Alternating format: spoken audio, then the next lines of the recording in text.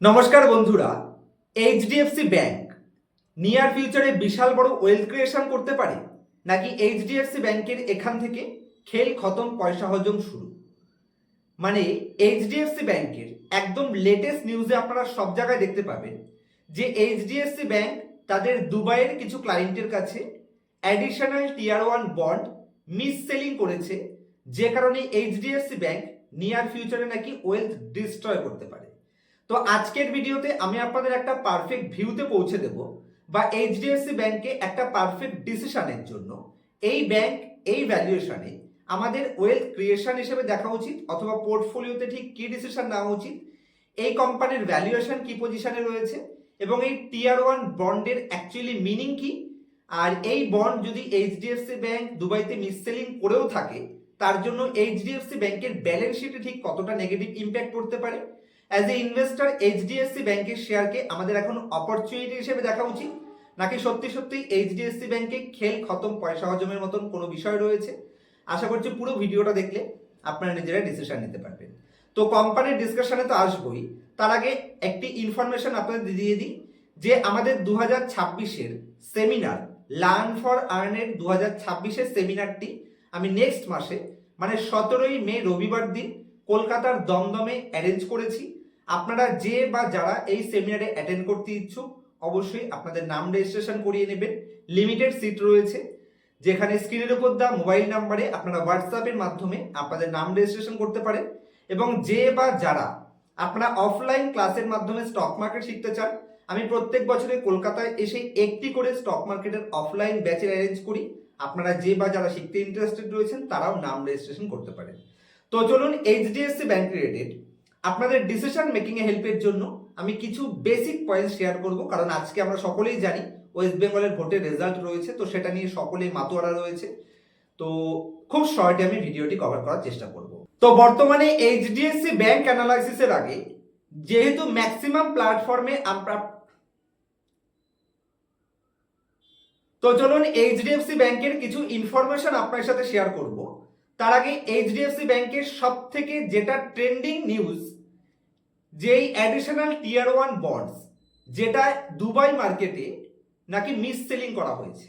তো এই অ্যাডিশনাল টিয়ার 1 বন্ডস এটা কি জিনিস? দেখুন, অ্যাডিশনাল টিয়ার 1 বন্ডস এমন ধরনের বন্ডস যেটার কোনো ধরনের রিপেমেন্টস গ্যারান্টি হয় না। তার মানে ক্লিয়ার সাইন যে কোনো কারণবশত এই টাকাটা কোম্পানি যদি চায় তাহলে এটাকে কোম্পানি রাইট অফ করতে পারে, যে কারণে কোম্পানির ব্যালেন্স শিটে এর ইম্প্যাক্ট জিরো। যে কারণে এই অ্যাডিশনাল টিয়ার 1 বন্ডস রিলেটেড যত নিউজ রয়েছে সেগুলোকে আমি সবার আগেই সাইড করে দিচ্ছি, কারণ এটার জন্য কোম্পানির ব্যালেন্স শিটে বা কোম্পানির ভ্যালুয়েশনে কোনো নেগেটিভ ইম্প্যাক্ট পড়বে না।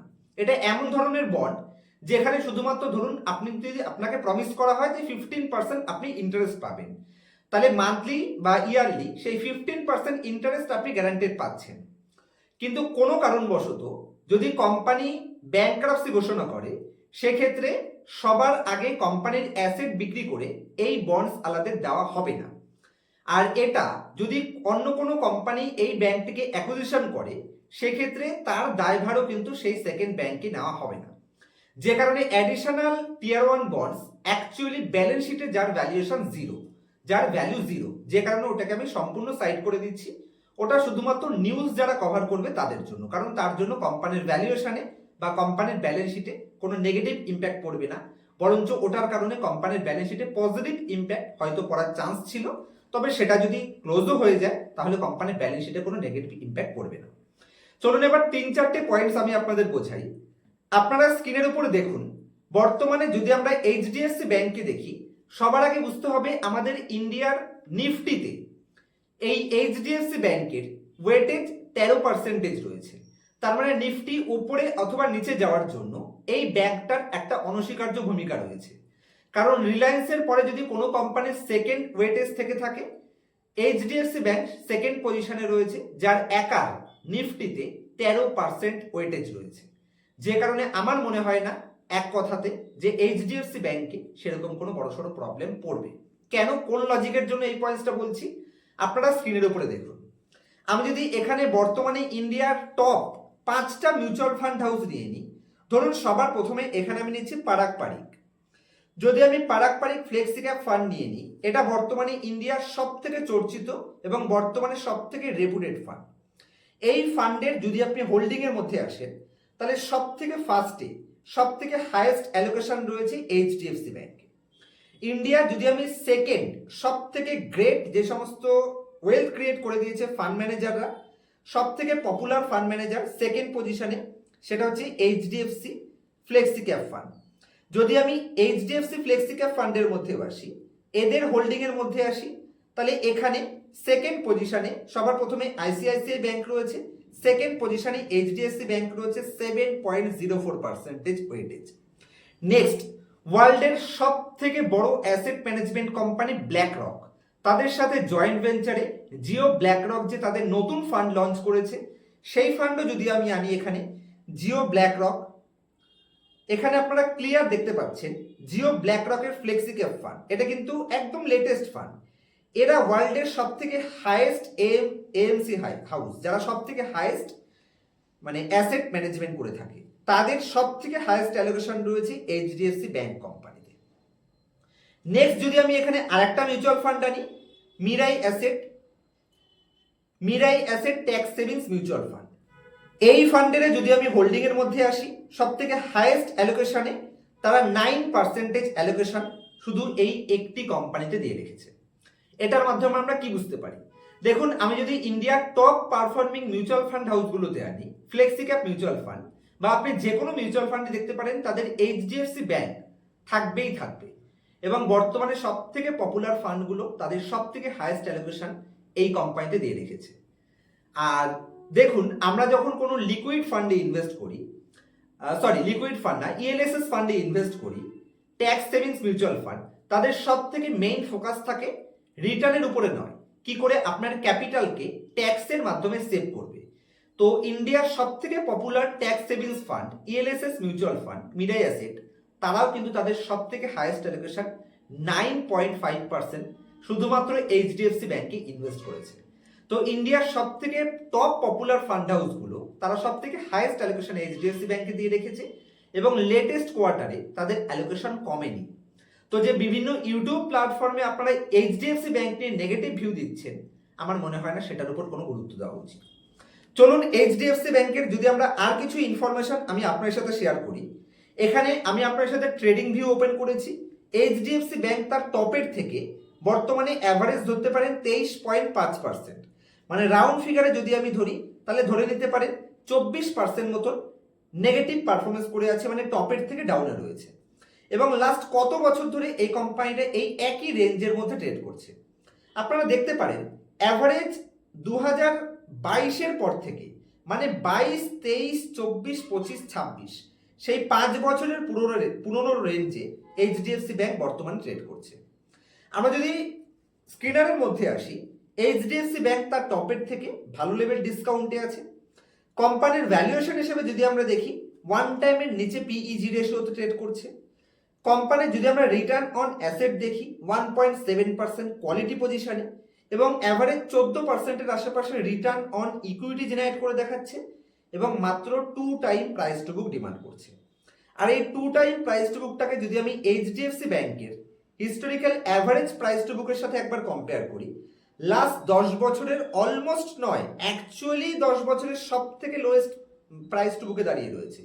ম্যাক্সিমাম চার্টও যদি আমি ওপেন করি, তাহলে লাইফ টাইমে সব থেকে লোয়ার প্রাইস টু বুকে কোম্পানি ট্রেড করছে।